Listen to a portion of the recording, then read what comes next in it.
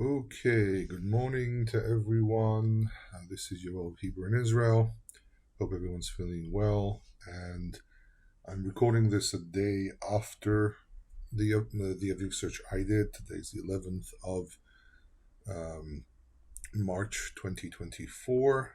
I came back a little bit sick, so I apologize if I'm a little sluggish.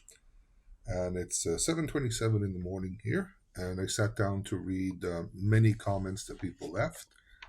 And you know, pretty standard arguments every year, and you know, just people arguing. You have no experience, you have no knowledge, stuff like that. Kind of not really real arguments, or people trying to flex their muscles by saying that oh, what you showed in your pictures shows that in 10 days or so. Yeah, I actually address all these things because I have plenty of experience. I've been doing this for years. I grew up near farmland. This has been part of my life, the whole understanding agriculture and so on. So just to explain, after this intro, which I have no idea how long it's going to be, but after this intro, I will be putting up the all the videos that I took in the fields. I took most of my time in Yad Mordechai, responding to certain arguments, claims, things like that. And the thing that needs to be understood here, first of all, is that I actually am from the original team that Nehemiah Gordon operated with back in the day. Obviously, I didn't join him from the beginning, but I joined him over a decade ago. I was actually in charge, by the way, for a short while because there was no one else who would pick up the mantle. So there were several years where it just went through me until Devore Gordon decided to start her own searches as well. We actually worked together for a short while, and then she decided that she wanted to do her own thing, which is perfectly fine. Actually, kind of a good thing because it creates two separate teams which are not dependent on one another. We do have disagreements. This is pretty normal. Last year we had a disagreement. She claimed there was no Aviv. We claimed there was. This year, I'm pretty sure from what I read from her reports, she's kind of convinced there's no Aviv right now. Even though she did say she wants to go on the 10th, she's kind of clinging on to some idea that was already presented to her several years ago by my own colleague, who says that maybe by the 10th he has a certain argument. He's tried to convince me over and over again over this one. I am not convinced. It doesn't make any sense to me. And I'm actually a textualist. For those who don't know, I have a bachelor's in history of antiquity. I have a master's in biblical studies. I'm supposed to start a PhD the moment I can. I developed expertise in calendars. I studied calendars under Professor Yonatan Bendov, who today is the head of the Biblical Studies Department at Tel Aviv University. He was at Haifa University. I've written papers about this, academic papers, not just blog posts and stuff like that. And so I can tell you that experience I have, plenty of experience I have. I don't appreciate, I mean, I understand why people do this, but I don't appreciate this talking down that people do. Like I say, obviously you have no experience. And believe me, I can probably school you. I'm sorry, it's not an ego trip or anything, it's just facts. But the thing that has to be said here is everything we're doing is a reconstruction. I addressed this also when I was out in the field, but everything, literally everything we're doing is a reconstruction. This is referred to as religious reconstructionism. We can't say that we truly know how things were done. Anyone who say that they know for sure is either delusional or deliberately misleading. It's the same problem with people who say that they're living a biblical life. Yeah, you're living a biblical life with your own interpretation of what biblical means and so on. I don't pretend to do that. Same way I said that Judaism is a form of interpretation. Whatever you're doing is an interpretation as well, and there's a type of kind of reconstruction that you're doing. Judaism has the edge where it's been around for a very long time, but more to do with fields. I mean, unless you actually know the agricultural practices and so on, which is what we do, because I work with an archaeologist, and he did a lot of work in this field as well. Actually, I kept on showing him things because he's not on Facebook. He's not really interested in it.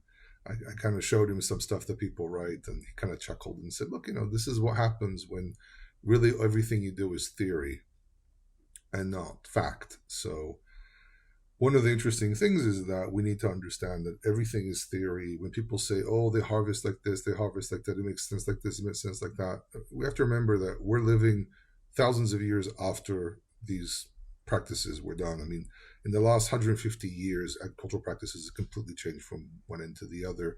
Today, we don't harvest the same way. We don't treat the soil the same way.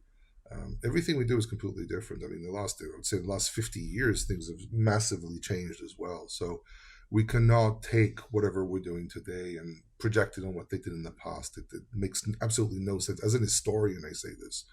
It's like the whole argument, lots of arguments that I hear about, were these people moral? Well, in their world, they were moral. This is a classic moralist argument that I deal with sometimes when we talk about reconstructing historical events and why people did this, why people did that.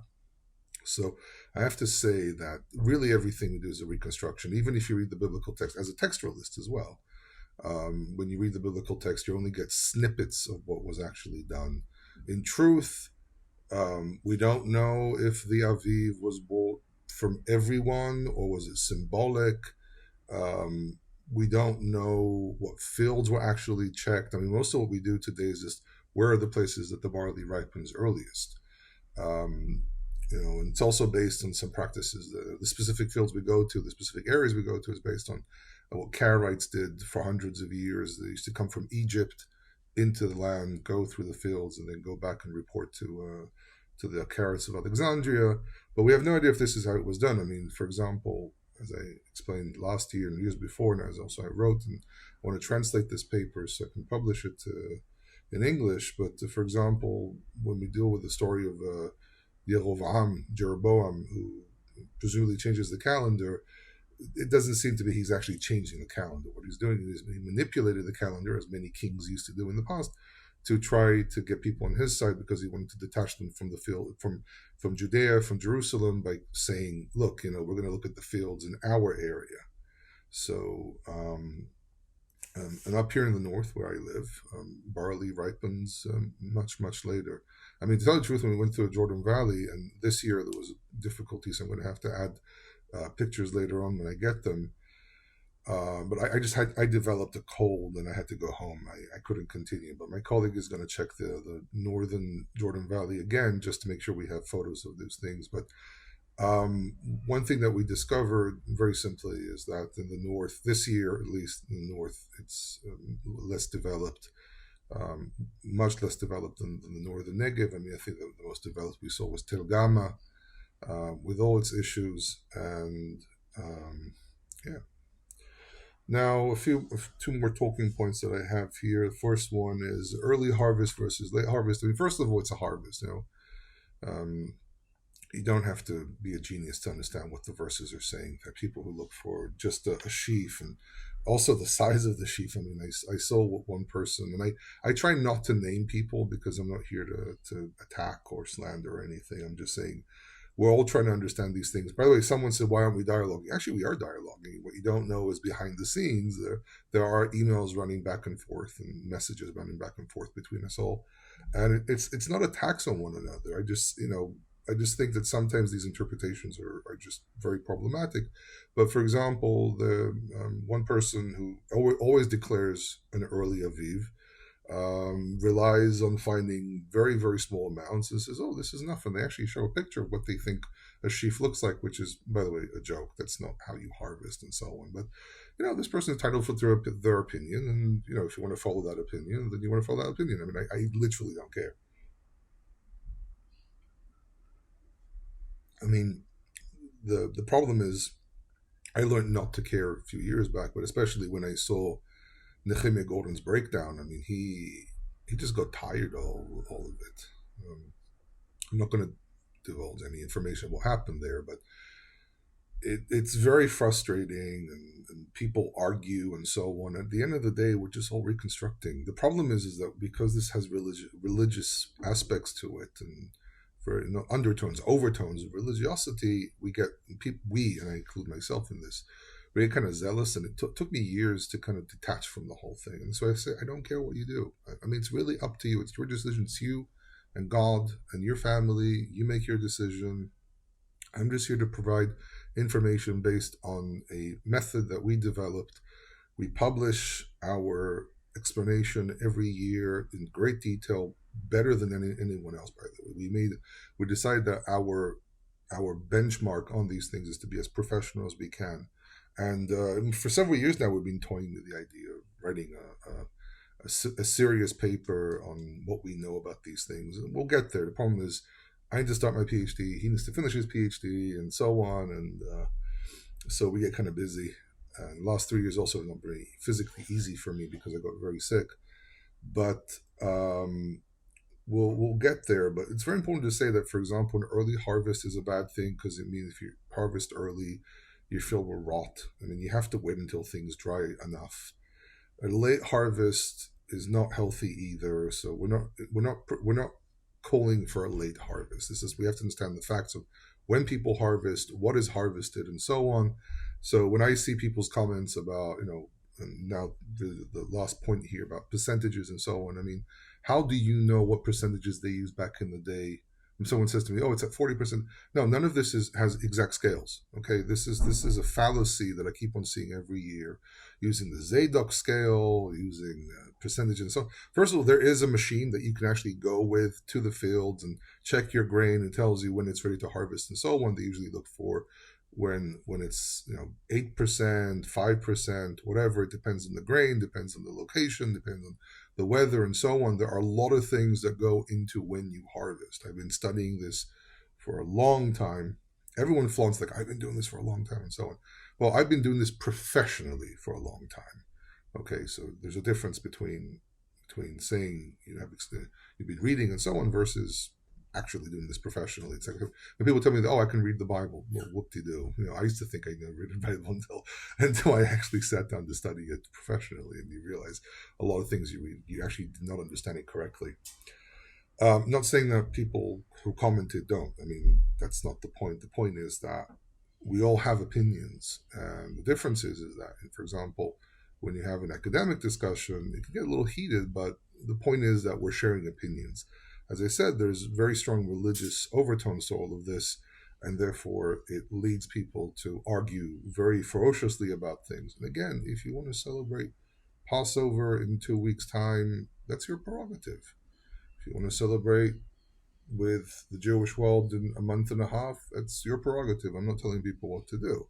And as long as everyone is healthy and happy and have good relationships with their families and so on, and they believe that they have a good relationship with God, I'm not going to get into your face about this, because I think religion back in the day was much more open and pluralistic, and there's a chance that people also celebrate different times. I mean, we don't have a record of any of this. I actually just got bombarded with an email with like a gazillion questions, and tell the truth, to kind of, I almost wrote a response. It was late in the evening yesterday, so I didn't really respond to any of it, but and I will, and I'll get to it. But I was almost thinking of saying, let me spare you the read and tell you everything we do is a reconstruction. I mean, everything that we do today is based on rabbinic descriptions, pretty much rabbinic descriptions. I mean, calendar, everything. I mean, we're in this delusion that we're reading the Bible objectively, but we're not. Everything is colored with rabbinic literature. Everything is colored with what Jews have been doing for 2,000, less than 2,000 years. But no, sorry, let's say 2,200 years. And even that back then, they argued what was the original way of doing things. I have this very strong sense that they didn't really know for sure either, because they came back from an exile and they were rebuilding who they were. I mean, to such an extent, I mean, I've been discussing this with a friend of mine. This is a speciality. He wrote his PhD on this, is that there was no such thing as one form. I mean, I've known this for years because the studies I've done, but we know, by the way, I have difficulty looking at cameras, so I apologize if I look away. I'm what you can call camera shy of sorts. But the point is that when we look at this, there was never really one way of doing things ever. never. I mean, literally, when you look throughout history of Torah keeping from earliest stages, even I would say stuff that I've seen from the Iron Ages. I took courses in archaeology and actually studied ancient agriculture under Dr. Chaya Katz, who, to my surprise, was also a friend of one of the professors I studied for my master's. So when I mentioned her, they're like, "Oh yeah, we remember Chaya. Yeah, she used to sit in the office and so on." So the point is that I've been studying this with true professionals for a very long time, and the thing that came up. By the way, it's early in the morning, so there's going to be noise outside, kids and cars and so on, because everyone's getting to school. And the thing that basically came up is that we pretty much discover that it was much more open, much more pluralistic. And this is why, my response today is do whatever you understand, whatever interpretation you think is the correct interpretation. It's up to you. For me, it's kind of easy. I'm Jewish, born to a Jewish family, born in Israel. Don't let my English deceive you. And I see no reason to fight with the culture I grew up in, but that's my culture. If your culture or reconstruction you want to create says something different, it's up to you. I mean, I think that the more you study and the older you get, you start realizing that everyone has an opinion, and there's literally nothing you can do about it. It is what it is, and you just have to learn to live with it. Okay, so in any case, getting back to our point here, so we did go out. I am not convinced that there's Aviv.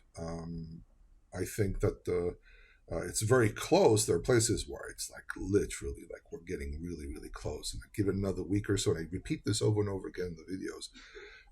Very, very close. You give it another week or so, it's probably going to be there already. But again, we have this problem of the new moon. Today is the 11th. It should be new moon. For those who go according to the sighted moon, the month starts tonight from Israel. And this means that, I don't see the logic, especially with Exodus 12:2, as I also posted on Facebook. God says to Moses, this month, this new moon, it's very clear that he's telling him from the new moon. This idea of 10 days and so on is a kind of like an extension of this idea that on the 10th of the month you'll take and so on. I fail to see the connection. There actually is no connection between the two. I am not convinced. My colleague who came up with this idea years ago has been trying to convince me of this for years. I am not convinced of it. It makes no sense whatsoever. As a textualist, I'm telling you, there's no connection there. Months were declared, just telling you from what we know from like Babylonian records, because that's really the real material that we have. You declare a month when you see the new moon. You don't declare anything retro. Well, you can declare retroactively. I addressed this also in the videos when Derech Basol, but there is such a concept of retroactively, but only a few days, not 10 days into the month. If you're on the 10th day of the month and you want to change the calendar, you have no power to do so. And you just do whatever you do. So it makes no sense. Zero sense. I apologize for the tea. It's just I have to take care of my throat. So in any case, everything is reconstruction. Everything is us trying to understand how they did things. I appreciate even the comments that people disagree with me. I appreciate it because we learned a lot of things. Like, for example, there's an interesting guy called Brian Heck. So shout out to Brian Heck, because he and I heavily disagree with one another, but our dialogues have made it very interesting for us to kind of understand one another. So when people say, we need to sit down and talk, we live in different countries, most of us. Some people come to Israel. I'm always here. But some people come to Israel. Dvorgo and I do exchange information. Becca Biederman, for example, who I do appreciate. I mean, when I was very sick, she was very sweet. She contacted me, made sure it was okay and everything. I have no qualms with her, no beef with her. Even when I said, this is cherry picking par excellence, this is more just as a response. I have literally nothing against her. She seems to be a very nice person. And I've seen her videos, and she truly believes in what she says, and fine. I mean, I disagree with her, strongly disagree with her, but it doesn't make us enemies or anything. If she ever offers to meet up, I'll probably say yes, because I'm a friendly person. I try to be friendly, and that's it. And that's really the attitude we should all have. Um, this is about God, not us. And I've been working very hard to put ego aside. I can actually openly say this year I'm much more calm inside. So, but enough about me. Now to the videos. So we start off with Yad Mordechai and Re'im, and then we go to Tel Gama and the fields around Tel Gama, and then there's a really short video from Beit Al-Kid because we were stuck in traffic jams like you wouldn't believe. But we were able to see, we kind of quickly stopped next to certain places. There was no time to take pictures or videos because we were rushing to very specific fields. But I can tell you very clearly that there is standing barley. And again, if you interpret, by the way, that it's supposed to be green ears, then you're fine. Okay, but we don't do that because it has to be something that has to do with harvest. Green ears doesn't have green ears and it's completely empty. It'll take another 2-3 weeks for it to fill up. And that's, by the way, part of the interpretation people use. Green ears. Okay, sure. But Aviv is a very unclear term. I've discussed this many times because I think a lot of people that responded are people who have no idea who I am. I mean, I don't reach everyone, and then people discover, oh, there's also this guy called Yoel.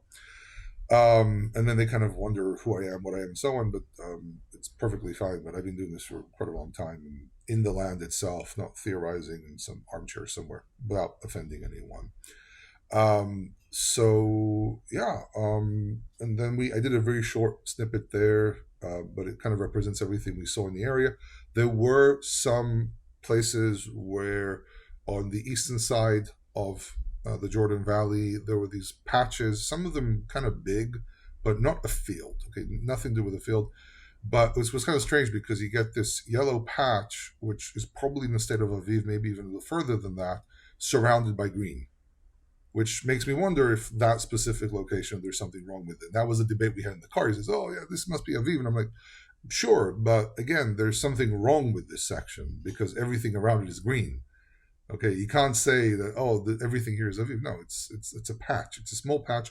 And we've seen stuff like this. This is what I'm arguing with him. Even within the team I work in, we have arguments. And so we still depart as friends. So in any case, we saw some patches. For some people, might be enough. Okay, but I don't have pictures of them, which is the sad part. It was dangerous to stop on the side of the road when we saw these patches. We could have gone into a serious accident. So we didn't do it in the end. But he's going to go back and check and send me pictures and everything and tell me what he found. He's very dedicated. The man does it from his own free will. He doesn't ask for money. He doesn't do it. Just he says, I'll drive you around. We'll take my car. So I try to pay for gas and food as much as I can.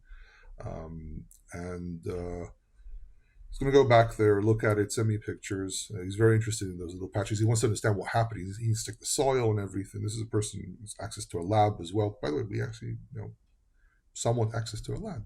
So we can do some things as well.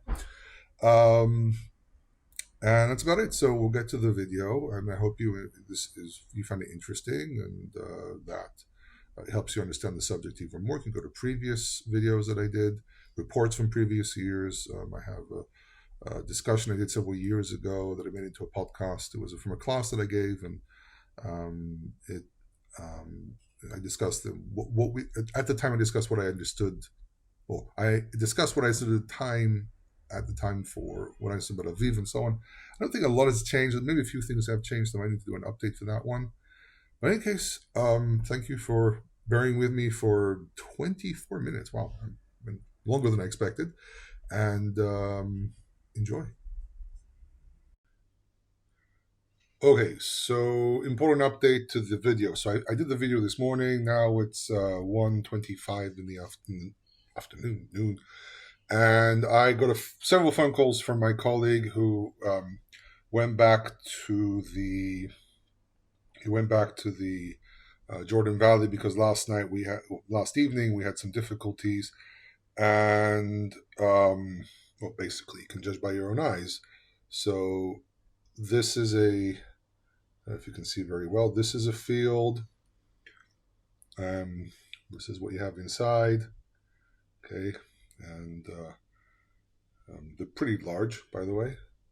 We kind of looked at the area.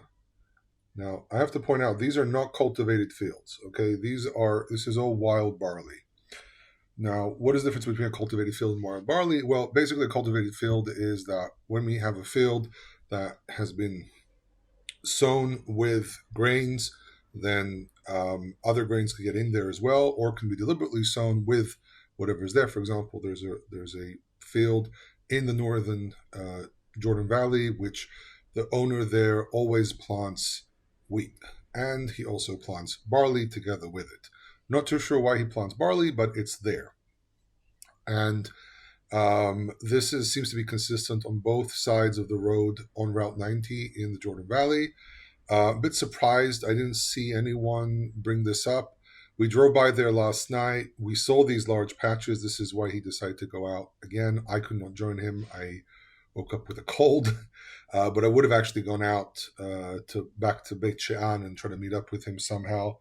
And but he also beat me to it. He didn't tell me he was going out today. I thought he was going to go tomorrow.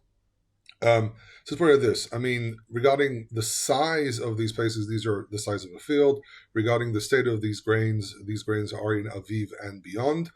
So for those which wild barley is enough for them, then yeah, you can actually say you have Aviv, and it's perfectly fine. What's interesting is that it's not very common. Well, he argues it's not very common. I have actually seen it at least 2 or 3 times happen in the past, where the Jordan Valley is more advanced than the Northern Negev. Now, it's not throughout the entire Jordan Valley. It depends on the areas. There are areas which apparently have become more advanced than others. Like, for example, in the video, there's Nachat Talkid, and it's well behind. Other areas, in the higher elevation in the Jordan Valley, is also very behind, and so on. So these are sections. Mostly the sections on the eastern side of the road, but it does exist also on the western side of the road. You just have to climb up a hill to see it. Plenty of barley in the state of Aviv and further. I read someone claim there was grazing. I didn't. We saw some grazing in the Jordan. We saw grazing in the Jordan Valley, but apparently these areas were not grazed yet. And so this really flips everything over. So for those who do not need a cultivated field and need barley from wherever, then yeah, you can easily say this is enough. But I have to be consistent with previous years. In previous years, when we declared Aviv, we said that there was Aviv. I'm not declaring anything. I don't have authority to declare anything. But when we said we found Aviv, these were usually in cultivated fields. So, for example, last year was actually an actual cultivated field. In previous years, I think it was 2018, we found barley in a field in the northern Jordan Valley, a cultivated field. I have to point out, again, as I said in the intro, that cultivated fields are where people brought their barley from. These are areas we have no control whatsoever what happens there. Same issue with the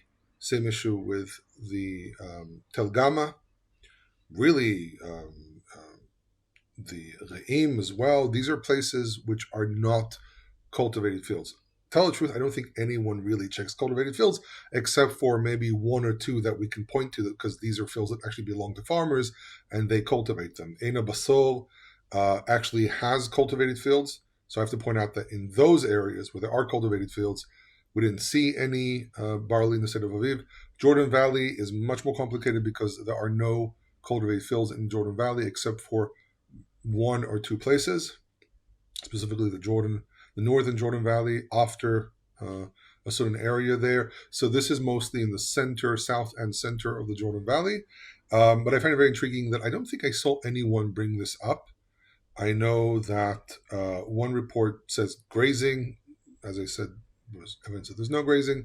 Last night, we went by, there was a lot of green, and I saw I saw the yellow patches within green, and I thought that from what I could see, it was getting dark. So again, it's not good to do a search in the dark, but we tried to move ahead as fast as we could. And one of the things that came up was that it looked like as if these were patches within larger green patches, but now it seems to be that this is barley within other plants. So This is not like an anomaly within it. But I have to point out, these are not fields. These are not normal fields. These are large sections which the barley grows in voluntarily on the side of the road with less water, way less water than, sorry, on the eastern side, way less water than the western side. Western side seems to be there's less advanced barley, but still there is. So we can kind of say that the center of the Jordan Valley is showing very clear signs of having barley in the state of Aviv. So again, this is up to your decision what you want to do with this, but this is a very, very important update, and I had to bring this up because I have to report everything that I see. So hope this helps you decide.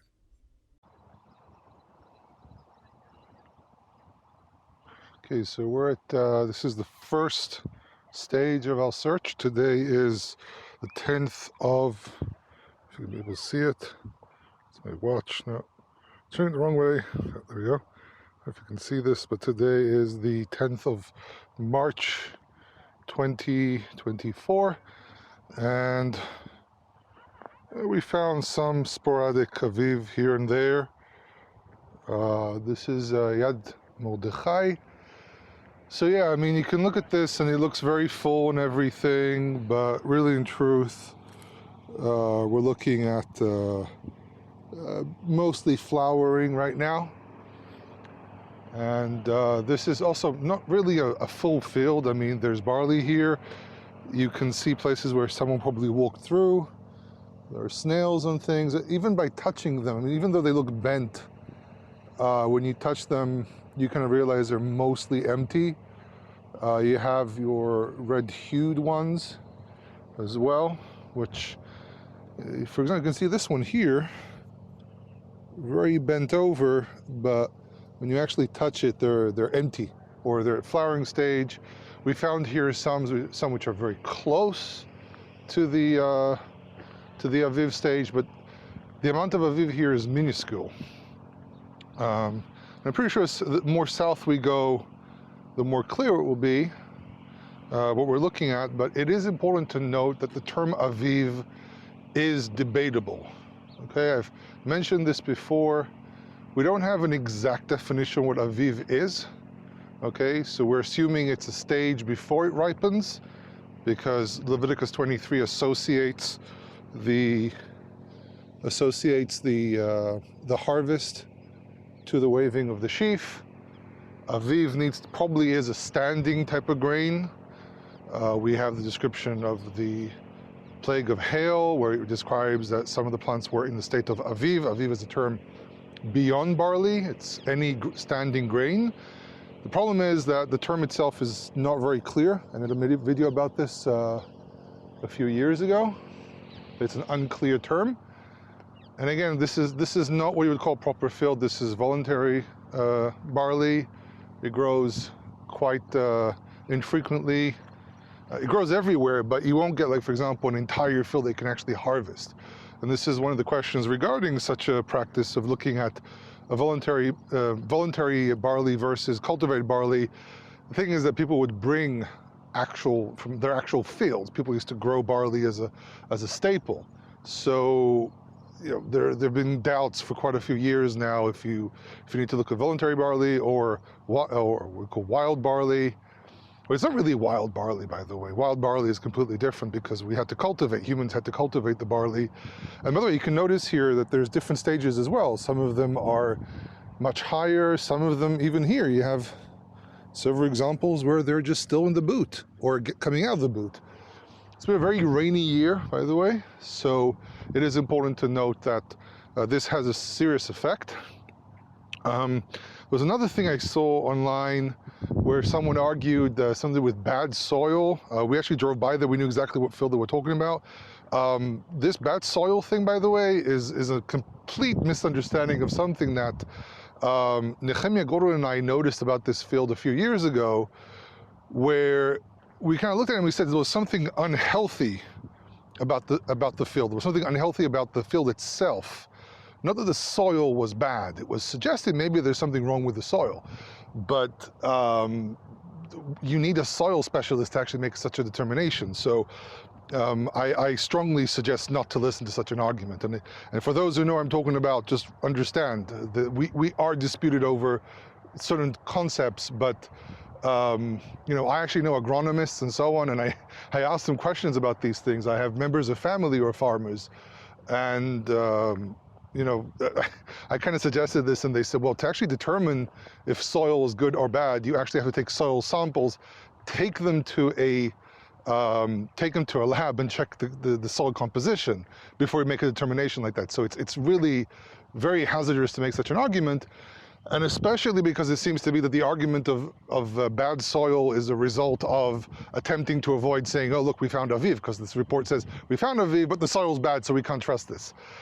It felt like mental gymnastics more than anything else. But going back to this issue of what Aviv is, one of the problems that we have is that we have very vague descriptions. And for example, this term appears in Akkadian as well, and it's described as Aviv Warakum. And Warakum is an adjective in Akkadian that pretty much means either green or yellow. So it's very unclear what even that term means. So we have to be very careful with our terminology, very careful with how we understand things. I've met people who said as long as it's a standing head, that's considered to be Aviv, and all the way to people who say, it should be almost harvest ready. It's very difficult to determine this whole thing. But this is a really nice area. You can also see there's water ponds here. By the way, I understand we're very close to the Gaza Strip. I mean, this is not very safe to walk around these areas. It's not that super dangerous right now, but this is not a simple time to be here. Truthfully, both sides. You understand, most Israelis are very sympathetic towards the people in Gaza. I mean, people understand it's a war, but people understand that some of what's going on there is not good. Period. I've spoken about this quite a few times. Don't want to make this political, but also during this time of year, you get a lot of flowers.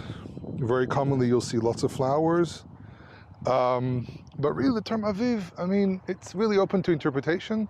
And this is why I stopped telling people, oh, I can tell you for sure such and such. No, today I just say, look, I'm going to show you what I find. You use whatever determinative you have for what Aviv is, and just make your own decisions, and it's perfectly fine with me. If you want to celebrate this upcoming month, then fine. If you want to celebrate next month, fine. I think it's much more complicated than we realize. You have a whole patch here as well. Just to remind you, I did work under Professor Yonatan Ben-Dov a few years ago, and we talked about calendars, and it was very clear to me at one point that we're just reconstructing. Most of what we know about how the calendar works is all based on stuff that we have from the Second Temple era. By the way, this is why, for example, there was a solar calendar in Qumran, because some people felt this is, I'm assuming, I'm reconstructing, as a Bible scholar and as an historian, and as a person who worked on Dead Sea Scrolls, that I'm assuming that what happened was that some people had just had difficulty with understanding how the calendar should work. And even when they tried to do this sun-based calendar, it was still not very accurate either. They always had to correct it. By the way, a very misleading concept is that when you see barley bent over like this, it sometimes makes you think, oh yeah, great, this is probably Aviv. And I'm lifting this one up, and yeah, sure, this one is probably Aviv, but also feels quite empty to me. So also a very misleading thing. So I have to get out and actually check what's going on. But we looked here. I have a few photos of what we found. Sporadic Aviv, mostly flower or early stage grains, and yeah, pretty much it. Yad Mordechai. Okay, so this is Re'im Junction. There's a memorial up there for October 7th. And this field, really is a field this time, is mostly in the flowering stage. So this is even further south than our previous field in Yad Mordechai. If I pluck just a little bit here, you can see it's quite soft to the touch. We open one up. We already did a survey of this field, so I don't need to go and show you everything. But as you can see, hopefully you can see this properly, Actually facing the sun, it's never a good thing, at least for filming. Very early, you can see flowers still kind of on the top. It's very watery, this stuff. Okay, this is throughout this entire field. As you can see, this is actually a proper field, by the way. It really is a field. And you might hear shelling in the background, by the way. Don't be alarmed. But this field, pretty much flowering stage. Surprisingly, actually, no Aviv here at all, which we were kind of expecting to see more Aviv as you go south. And as you can see, just walking through here, you have to be careful because there's like little sudden drops here. This very deceiving as well because the heads are bent. But again, flowering stage, no Aviv in this area. Tzomet Re'im Junction, and shelling. Okay. This is consistent throughout the entire area. So this is here, and there's more over there. This is actually a very large area with barley, and still flowering stage. I mean, a week or two from now, this could all be Aviv, by the way. You know, and there is a method that's been discussed in the last couple of years of waiting a little bit further, and you know, waiting until the 10th of the month. You know, also a possibility. These are very interesting. You see them from a distance and you say, oh, it must be Aviv. But again, you touch them and they're just, there's nothing in them. They're flowering. You know.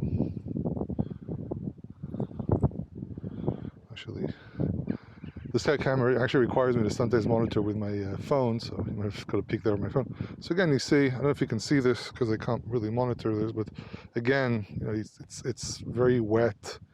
It's not even in the dough stage. It's still far away from being dough. It's just falling apart like that. It's very watery. Doesn't really do anything. So yeah, Tzomet Re'im, actually Chenyon Re'im to be more precise. You can easily say there's no Aviv. Okay, so this section I'm actually filming with my phone, so I won't be using my hands to open up things because I've already done it. So this is a higher elevation at Re'im, and this is actually the site of the Nova massacre. And as I said, I'm going to try to make this political, but this area, there's nothing I can do about it. It's not just about politics, it's about human life. But in any case, sorry, just, you know, as an Israeli, it's not easy. But in any case, we're here in higher elevation. There's lots of areas with barley. Once again, as I'm walking through this field here, nothing really special, nothing really going on here. Just, you know, it's empty. I'm going to try to use my hand as much as I can. It's pretty empty. It folds very easily. Has nothing to do with my hands being strong. It just is. As you can see, you know, it opened up a little bit. Not really much going on inside. So same issue. I mean, we thought maybe up here, because it's higher, there's more wind, maybe a bit drier. But in truth, it's kind of cool here. It's much colder than I expected it to be, and this has an effect. I mean, having sunshine and everything, it's not enough. I mean, it rained really heavily in the last, about 2 weeks ago. We had 3 weeks of rain. So sure, there's sunlight and you see this barley everywhere, but this barley is not even close. I mean, it's flowering stage. I mean, it needs a few more weeks. I mean, or intense heat that can trigger it as well. But I looked at the weather reports and we're not expecting extreme heat anywhere. Right now, it's 19 degrees Celsius, whatever that is in Fahrenheit for our American viewers, which is probably most of you. And yeah, this is still flowering. Nothing yet. I mean, I got a message from another team saying, "Oh, there's Aviv everywhere," and I'm like, I don't know about that. There's like maybe here and there. That's the problem. That's what I said on Facebook as well. It's a problem. Now, the thing is that you might find something like this, and this would be like, oh yeah, this is Aviv. Tell the truth, I'm squeezing it, and this is just dead. Like there is a grain inside. You can kind of see it, but it's just deceitful. We've dealt with this every year. That you can see something yellow, and still there'll be nothing in it because it could be a sick patch. Dry. There could be an issue here with water arriving at different places because these are not flat fields. I mean, the agriculture here in Israel is based on rain. So, for example, if your patch is in a ditch, like for example this one, there might be more water, but then excess of water can also kill plants as well. For example, there's a wheat field near where I live, which I showed last year to demonstrate that we're already going into wheat harvest earlier than someone else tried to claim when Aviv was, and so last year there was no need to add a month, but there's an area there where it flooded, and you can see the plants died, overwatering as well. So yeah, this area, same issue as below, and we'll carry on other areas. So again, Re'im Junction, Chenyon Re'im, which is where usually the fields are.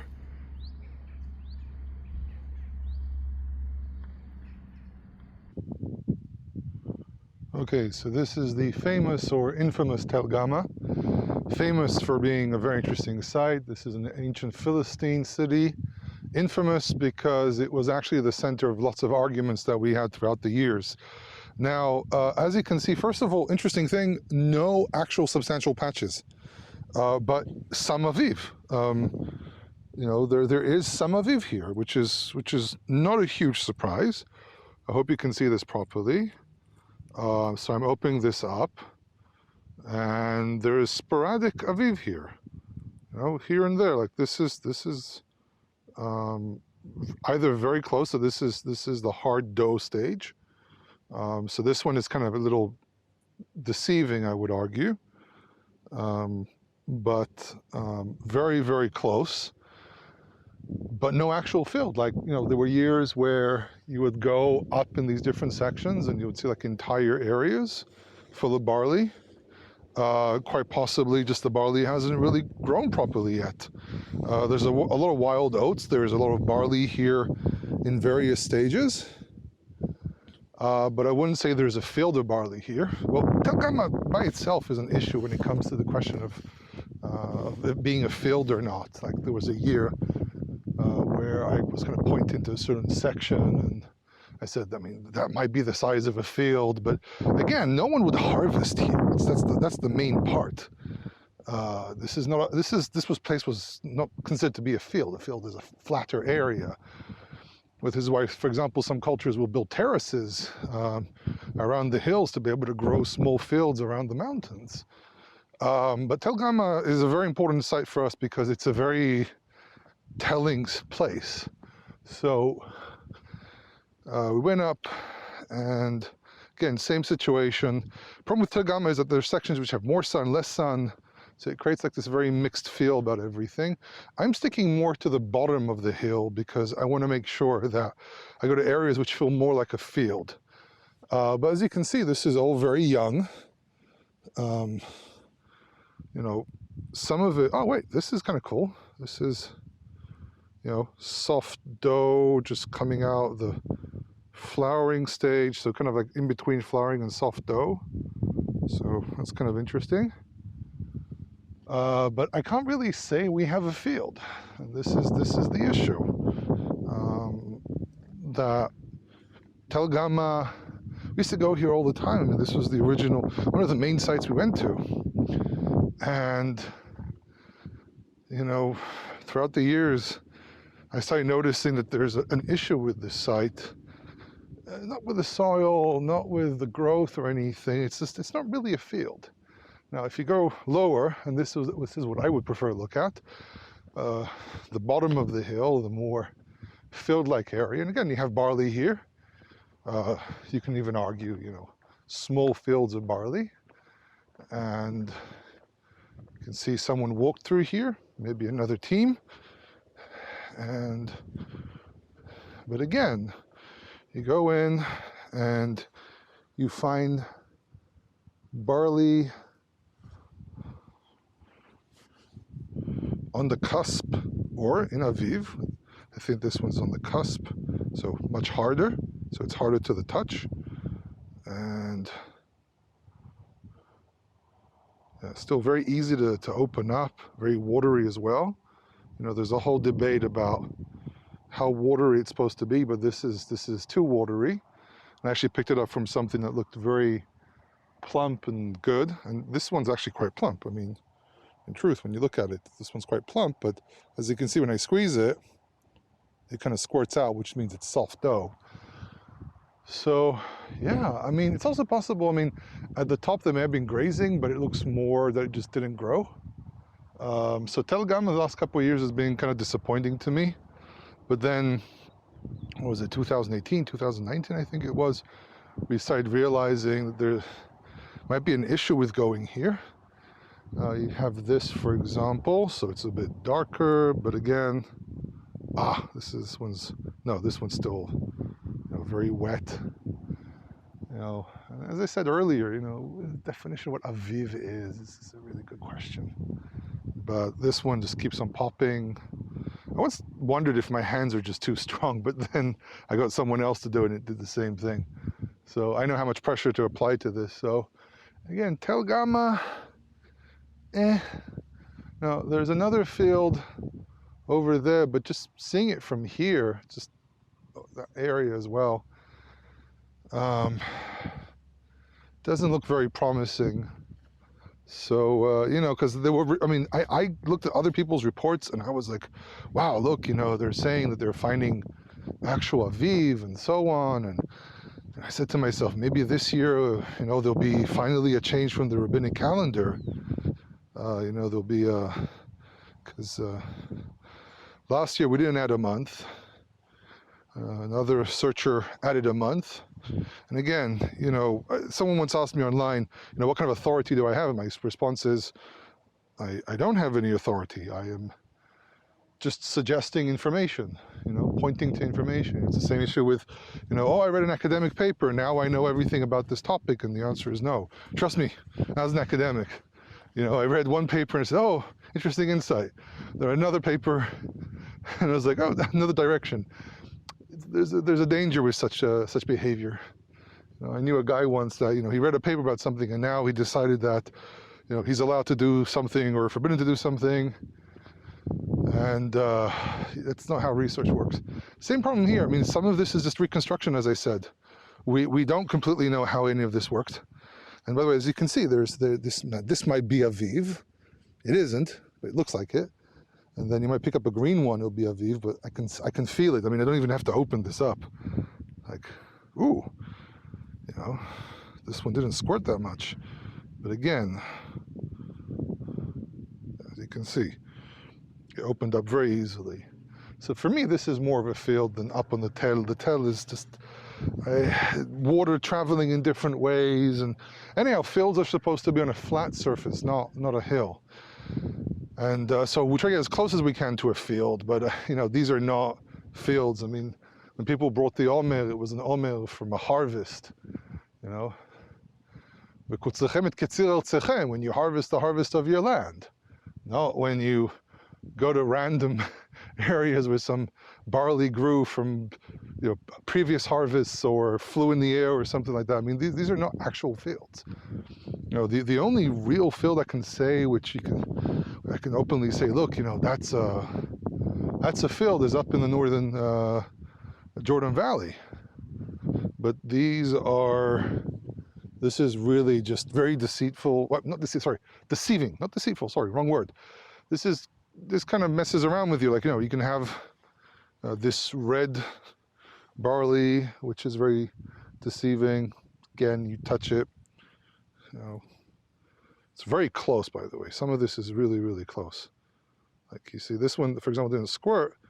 I would argue this one, given a few more days, will probably be Aviv, but this is like one in like hundreds. This is barely 1%, I would argue. even the stuff that's close to the road, the road produces more heat and therefore causes things to mature much faster, and still, it's even younger than the other side. So, if someone contacts me and says, "Oh, I'm seeing Aviv everywhere. There's Aviv everywhere," and they posted this video with like, "Oh, look, it's like soft dough. This is Aviv." Soft dough is not Aviv, by the way, as far as we can tell, but it can get really close to it. Right now, all I'm seeing is basically soft dough. It's kind of gummy when you touch it. It's like playing around with Play-Doh. Actually, a bit more firm than Play-Doh, as it doesn't mush that well. I'm trying to think of like an equivalent, something people maybe internationally can recognize. Play-Doh is not very common here, but it's not really like plasticine either. So it's like this. If you think about it, if you have like when you make bread, I used to be a baker, I used to be a cook, I used to be a baker. So sometimes you get this like little, very firm dough. It's like when it's perfect, that when you smack it, it echoes and it kind of like wobbles a little bit. Kind of like the same idea. And obviously in the full report, the written report, will give all the technical definitions and everything. But you can also look at previous reports from previous years. We went very technical, and yeah, this is most. Okay, so I've switched to my phone here just for this quick segment here. We're on the other side from Tel Gama. There's also over there, we're going to check that over there as well. Situation here is pretty much the same as Tel Gama. I mean, this is, yeah. Look at this for a second. You can see it just blew up as I pressed on it. That's kind of important, you see. But it's close. I mean, I would say that we kind of spoke in the car and we said, like, if we're just dealing just with Tel Gama and not the overall picture of everything, then we would say, like, okay, a week or so will be Aviv. Usually there's a lot more, but this year the farmer has planted, I think, potatoes. I think these are potatoes. There's also less barley. We also discussed the possibility of herders cutting down pulling out the barley as well, because Tel Gama is kind of empty. We circled around. We checked another area there. Same situation, but really not a lot of barley. For years we found the entire fields. I mean, this used to be a wheat field as well, but they rotate. Important thing to know: they rotate the fields, which if they're rotating, then it can affect what grows next years and so on. I have been noticing a decline in the amount of barley throughout the years. There were years you find enormous fields. So as you can see, I mean, some of this is Aviv. Like, if you look at these are most definitely Aviv, or very close to Aviv. As you can see, this is still kind of mushy, but very, very close. I mean, as I said before, and I'm pretty sure it's going to be the same situation over there. The chances are this, if the conditions are right, then this can all turn into Aviv in a matter of a week, 2 weeks. But this is still very, very soft.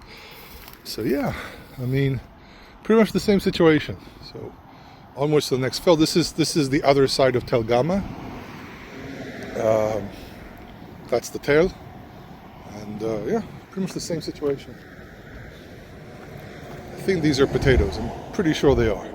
I've seen these before. Okay, back on the phone. We are on Derech HaBasor. Great little road, lots of fields here, and yeah, small patch of Aviv. Most definitely Aviv.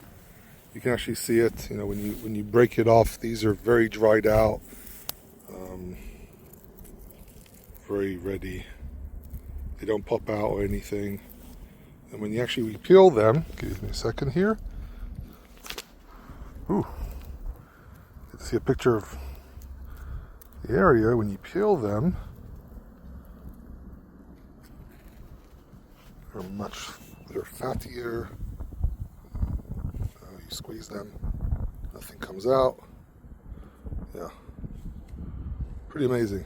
But this is just a patch, very small patch. So yeah, I mean, as I said earlier, give it a week or two and some of this will turn into Aviv for sure. As we said, just patches, nothing more than that. It's just a beautiful area, by the way, just gorgeous. I love coming here, absolutely gorgeous. Okay, so this is actually a field we were at last year. This was actually the field that convinced us that we were getting very close to Aviv and that there was Aviv. Again, this year, by the way, I'm using this phone because I'm experimenting with this phone. I do have my trusted Insta360, which I love, but I'm experimenting with this phone as well, and my hand's pretty steady, so I think it's not too bad. So again, in Abaso, this field, again, there's a lot of oats in between, there's a lot of different plants in between. Previous place we also saw, same idea. This barley really is on the cusp. I mean, I have to openly admit, I mean, I'm not doing the silly thing where what we used to do, which is you see, kind of pops. There are videos that I saw that people they're picking and then they're throwing and they're picking and throwing. It's pointless to. I keep on thinking what's the best way to present this type of information. This field is still growing. I mean, there's a lot of stuff still in the boot. When you look at these, you see barley sometimes on the cusp. We're actually having a big debate right now in the car over are we close or not. My colleague really wants to say much closer than I disagree with him a little bit, but I do agree that if this area is again very close, and again it depends on how much time you want between things. If you think that it has to be the moment before the new moon, or can it be a little bit after as well? Again, interesting discussion. We don't really have any answers to this. I mean, I did find a document from the Babylonians that described like a retroactive decision, but we don't know if the Israelites did this, if this was even acceptable. Harvest-wise, possibly in a week and a half or two. It is, Aviv-wise, maybe a week and a half or two. It is possible.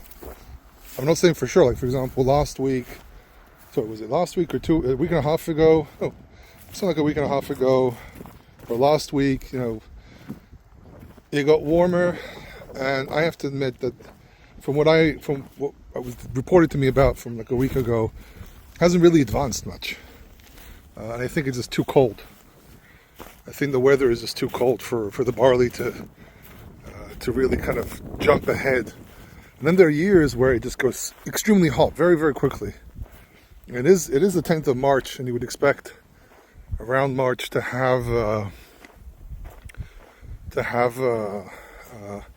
much warmer climate. But I've argued that if it's between the 15th and 16th of March, like if today was like say the 15th of March, because you can correlate the Gregorian calendar with what you find. I mean, I've been arguing this for a couple of years now. If it was possible, like if the new moon was like next week, then sure, you see, it just pops out. I don't even have to open it up. I can just touch it and feel it, and then you just squeeze it. So this is relatively a field. I mean, there's a lot of other things growing in between. If this was all barley, and say we were like a week from now, sure, there's a chance it can turn into Aviv, but you never know. Conditions change all the time. So we've had a few years like this in the last couple of years. I remember I did a video a couple of years ago as I was getting on the train back from Beit She'an. It's actually on YouTube. Some wheat here. And by the way, one of the reasons I thought that there's going to be plenty of Aviv is because the wheat is relatively advanced. But not as what I expected. I was expecting, as I've said already, way more. Much more. So far, I can't really say there is an actual field, but let's say there was a field, it would still not be Aviv. I don't know what the other people think they were looking at. I've studied this in great detail under archaeologists, agronomists, arborists as well, that told me what happens with soil. And, this could be, I mean, if for example, as I said, this opinion says like you can wait 10 days and then so. Again, this is all theory.